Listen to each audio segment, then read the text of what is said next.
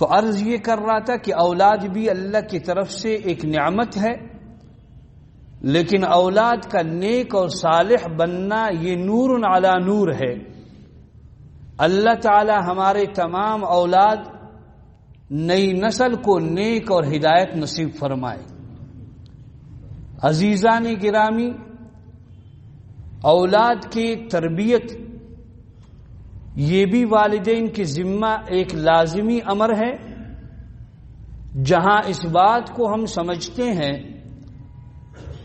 کہ اولاد کی جسمانی تربیت والدین کی ذمہ ضروری ہے، وہاں یہ بات از حد ضروری ہے اور سمجھنے کی ضرورت ہے کہ اولاد کی تربیت روحانی طور پر بھی والدین کے ذمہ لازم اور ضروری ہے۔ اس لیے اولاد کا ہونا یہ ایک اور نعمت، اولاد کا نیک ہونا یہ ایک عظیم نعمت۔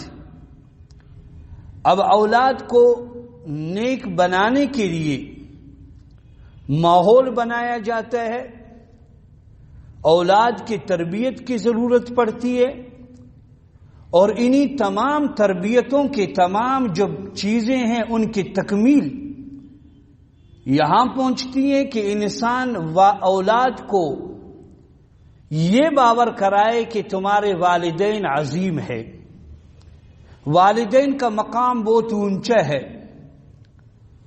جب اولاد کو یہ باور کرایا جائے، اولاد کو بار بار یہ کہا جائے کہ اپنے والدین کا احترام کرو، تمہارا سب کچھ تمہارے والدین ہیں، تب جا کر کے ان کی عزت اور احترام جب وہ اولاد کے دلوں میں بیٹھ جائے تو پھر اولاد والدین کی بات کو نہ صرف سنتے ہیں بلکہ سننے کے بعد اس پر عمل بھی کرتے ہیں۔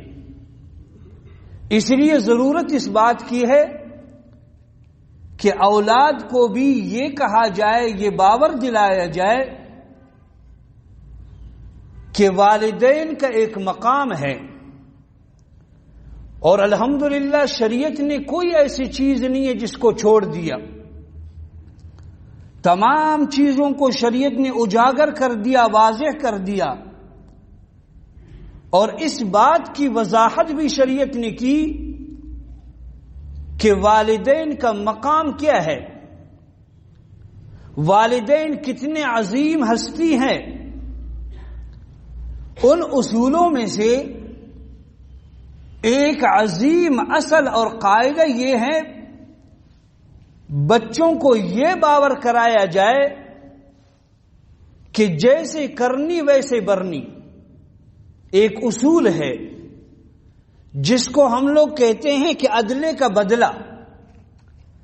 ہمارے اکابرین میں سے حضرت مولانا مفتی جمیل صاحب جو رائے کے امام تھے، اللہ ان کے قبر کو نور سے منور فرمائے، وہ تمام معاشی مسائل پر گفتگو شر و بست کے ساتھ فرماتے تھے، ہر موضوع پہ وہ گھنٹوں در گھنٹوں بات کرتے تھے، اور پھر اکثر اپنے بیانات میں ایک شعر پڑھتے تھے اسی بارے میں کہ عدلے کا بدلہ ہوگا، اور مشہور شعر ہے، سب کو معلوم ہے، جیسے کرنی ویسے برنی، نہ مانے تو کر کے دیکھ، جنت بھی ہے دوزخ بھی ہے، نہ مانے تو مر کے دیکھ۔ یہ ان کا شعر ہوتا تھا، اکثر اپنے بیان میں یہ فرماتے تھے۔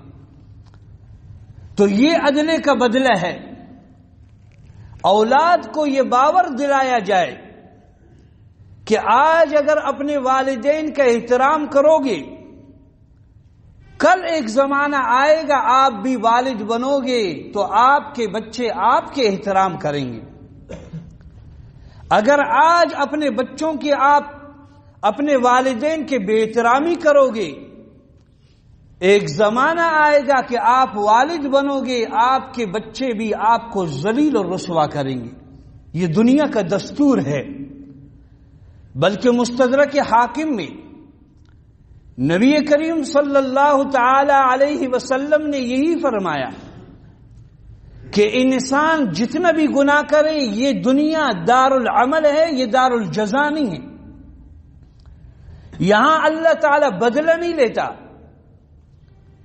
بدلے کی جو جگہ ہے وہ مرنے کے بعد کی ہے. اسی لیے تو ہم لوگ کبھی کبھار بڑے چھوٹے دل والے ہوتے ہیں. ہمارے ساتھ جس نے بھی ناجائز کیا ہم یہی کہتے ہیں کہ اے اللہ آپ نے ابھی تک اس کو چھوڑا کیوں ہے؟ اس کی سب سے بڑی وجہ جب یہ بات ذہن میں آ جائے کہ یہ دنیا دار العمل ہے، یہ دار الجزا نہیں ہے، یہاں اللہ رب العزت پکڑ نہیں فرماتے، سزا اور جزا کی جگہ وہ مرنے کی بعد کی ہے. تو نبی علیہ الصلاۃ والسلام نے ارشاد فرمایا کہ تقریباً تمام اعمال کی جزا اور سزا مرنے کے بعد اللہ عطا فرماتے ہیں، لیکن ایک دو ایسے عظیم گناہ ہیں کہ ان کی سزا اس دنیا میں اللہ رب العزت دیتا ہے. ان میں سے ایک ظلم ہے. جس بندے نے بھی ظلم کیا آخرت میں اس کی سزا ہے، اس دنیا میں بھی اللہ رب العزت اس کو سزا دیتے ہیں ظالم کو. اس لیے ہمارے اکابرین نے ایک عجیب نقطہ لکھا. اکابرین فرماتے ہیں کہ بڑے بڑے بادشاہوں کی تاریخ کا مطالعہ کیا جائے، ممالک کے بارے میں دیکھا جائے، معلوم یہ ہوتا ہے کہ اگر کافر بھی ہے تب بھی اللہ تعالیٰ نے ان کی بادشاہت کو برقرار رکھا ہے، لیکن جو ہی انہوں نے ظلم شروع کر دیا، ظلم کرنے کے بعد ان کی بادشاہت ختم ہو جاتی ہے. یہ اللہ کا دستور ہے. پھر ظالم کو اللہ رب العزت چھوڑتا نہیں ہے. اسی طرح والدین کے جو نافرمان ہوتے ہیں ان کی سزا بھی اس دنیا میں اللہ رب العزت دے دیتا ہے. یہ ایک حقیقی بات ہے، اس میں دو رائے نہیں ہے. اس لیے عرض یہ کر رہا تھا کہ بچوں کو یہ باور دلایا جائے کہ یہ دنیا عدلے کا بدلہ ہے.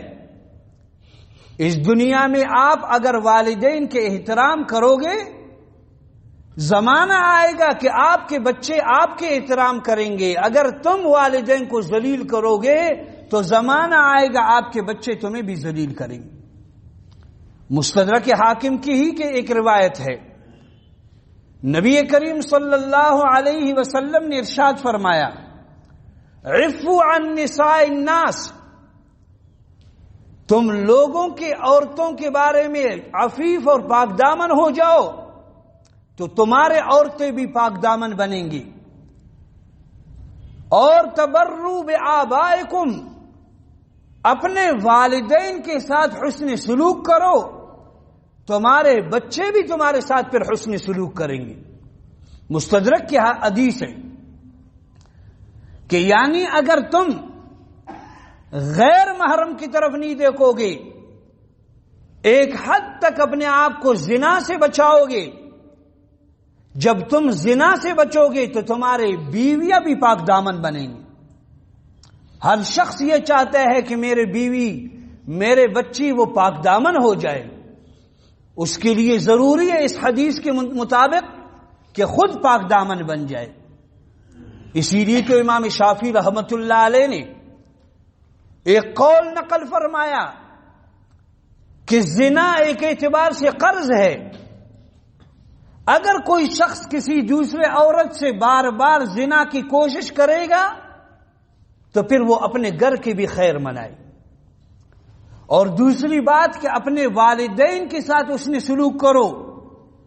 والدین سے اس نے سلوک کرو گے، ایک زمانہ آئے گا کہ آپ کے بچے پھر آپ کے ساتھ اس نے سلوک کریں گے.